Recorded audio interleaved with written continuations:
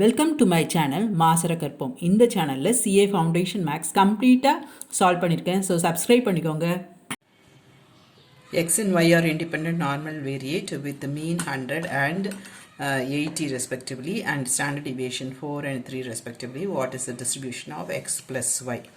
X plus Y normal distribution தான் இருக்கும். அதோட மீன் வந்து sum of இந்த ரெண்டோட மீன் mu1 plus mu2 and sigma 1 squared plus sigma 2 squared. நமக்கு standard deviation கேட்டிருக்காங்க. மீன் வந்து you have to add, இது ரெண்டையும் add பண்ணா mean 180. Standard deviation வந்து root of 4 squared plus 3 squared, that is equal to root of 16 plus 9, that is equal to root of 25, that is equal to 5. So x plus y க்கு standard deviation வந்து 5, mean வந்து 180.